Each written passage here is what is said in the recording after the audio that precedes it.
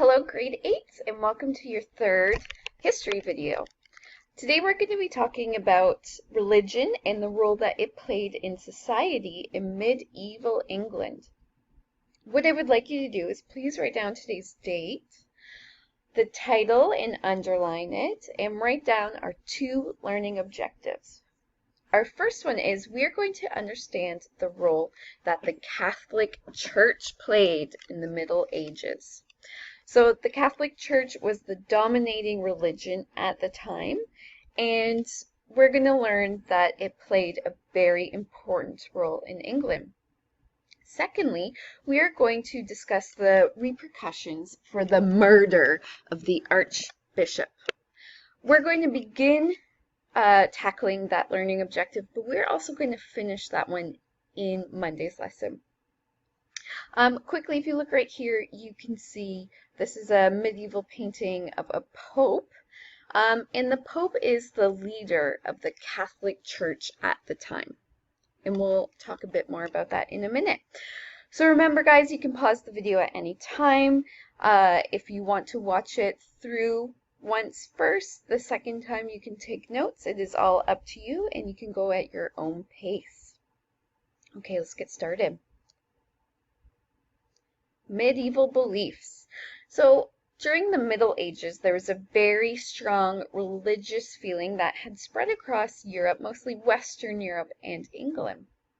And just to give you an idea of how strong these beliefs were, there were many monasteries built at this time. They were popping up all over Western Europe and England. So a monastery is basically like a community where monks, and you can see these monks right here, monks would live there and they would practice their sacred vows that they take and things like that. Secondly, around this time, about 1 in 20 men was a cleric, and that's definitely a word you're going to want to underline in your notes. Cleric is another word for a clergyman, so someone who has a job in the church. So that's a lot of people who are involved with the Catholic Church. It's 1 in 20.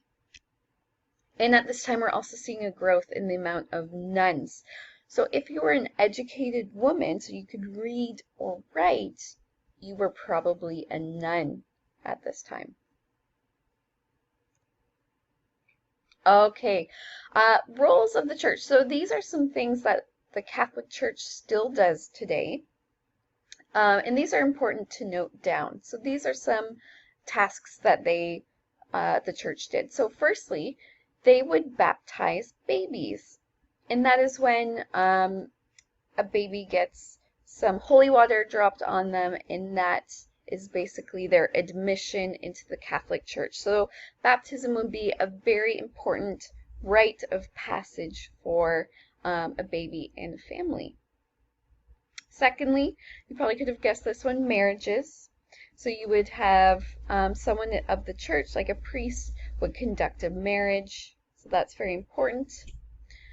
Thirdly, I'm sure you've heard of this before, but in the Catholic Church, there is a tradition of going to confession. So you go and you can confess all the sins you've committed. If you've maybe stolen something from your brother or sister, this is where you can tell your sins. All right, and lastly, the church would give last rites to someone who is dying. So if there was someone who was really sick, it was clear they weren't going to make it, then a priest can come. So this still happens today, but also in the Middle Ages. A priest can come and sort of say some prayers before they die. So those are 4 very important things that the Catholic Church did at the time and still today. So you can see how important the church is in people's lives. They're there for all the really big moments in your life. All right, role in the community. So this is very specific to the Middle Ages, but the church was very important for lots of people's everyday lives, not just the big milestones as mentioned in the last slide. For example, monasteries and nunneries. So monasteries are where monks live. Nunneries are where nuns live. They would look after the old and sick, almost like a hospital. So that was their job. So you can see it was very important for families to be living near a nunnery or a monastery. Secondly, they would give alms to the poor. And you can underline alms. That's going to be an important word. An alm is basically like a little bit of charity, some money for someone who needed it. If you remember in the Disney Robin Hood, Robin Hood dresses up as, I think, a beggar. He walks around with a cup and he says, alms for the poor, alms for the poor. Then we have the Sheriff of Nottingham who ends up taking his money. All right. Monks also had a very important role in education because they're the ones in society who can read and write. So they are the ones who are copying out books hand by hand and making other copies. They also offer education to children, not quite like we have today and every child is educated, but they would offer that. And if you've ever wondered where the word holiday comes from, here you go, holy days. These are days when people would sort of, respect a saint in the church and they wouldn't have to go to work on that day, so a holy day. And also, the church helped raise armies in times of war, so they would be the ones to rally people to help out if need be.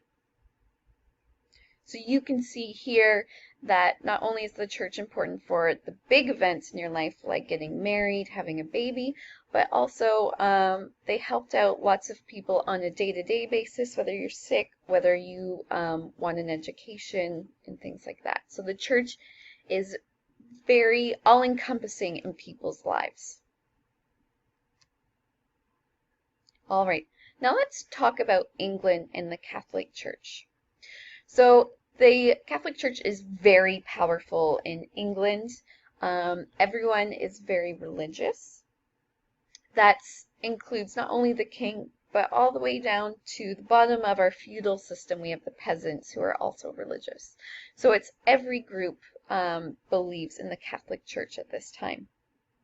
So I mentioned in our title slide that the Pope is the head of the Catholic Church. So he's the highest person in the Catholic Church.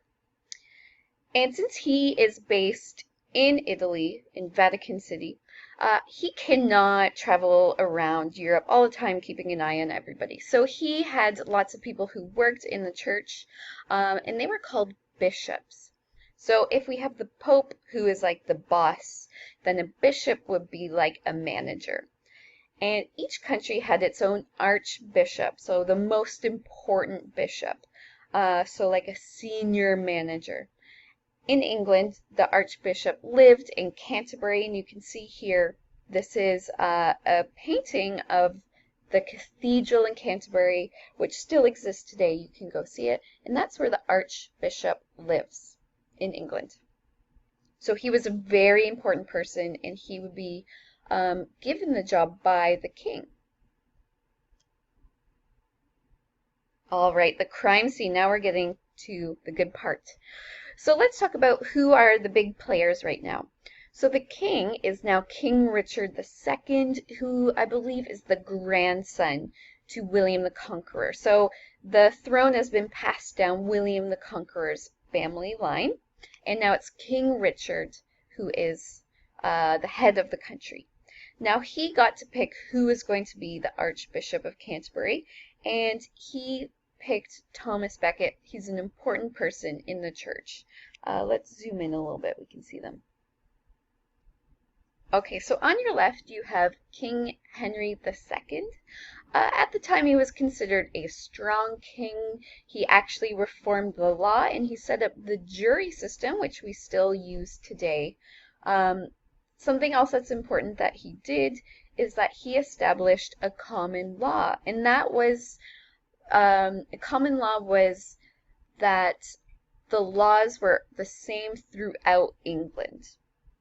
So if you stole someone's sheep in the south of England, you would get the same punishment as if you stole a sheep in the north of England. So he was a strong king, and people liked him for those two reasons, but the power of the king is growing at this time. Ever since William the Conqueror, the power of the king is growing.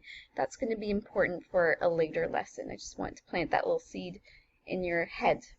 Okay, and on the right-hand side, we have Thomas Becket.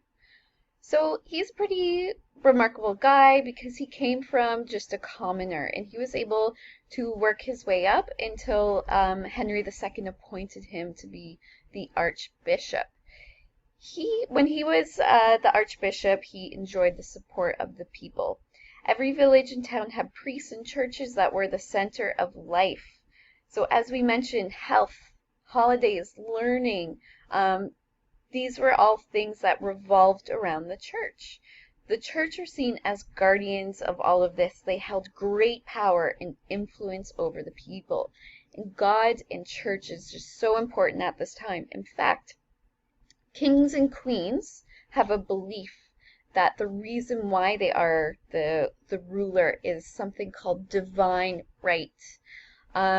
Divine right is the belief that God gave them that position. So we have King Henry, who believes God put him on the throne, and we have Thomas Becket, who is a very senior, important member in the church. All right, now, so the king picked Thomas Becket. He liked him, he gave him that job, but soon Becket's loyalty changed towards the church. So he moved away from Richard II. He started taking control. He would excommunicate bishops that King Henry liked. So King Henry's getting really angry. Excommunicated. When you write that in your notes, please underline it. That's a very important word. Basically means you're expelled from the church. You're not allowed to practice religion again. And of course, if you aren't practicing religion, then you're not going to get into heaven. So you do not want to be excommunicated. It's probably the worst thing that can happen to you. People aren't even going to want to talk to you if that happens. So we have King Henry is very angry at Thomas Becket. He has split his loyalty. He doesn't follow what King Richard is telling him to do. Dun, dun, dun. So now there has been a murder. I would like you to watch. There's another short video on Edpuzzle, so you can take a break. Watch this video on Edpuzzle. It explains what the crime scene was, what happened. Here's a little thumbnail of it. So watch that video, and I want you to make a prediction about what you think should happen to the king. So I'm just going to tell you now, there's going to be a murder in the Canterbury Cathedral, and the king might be to blame for it.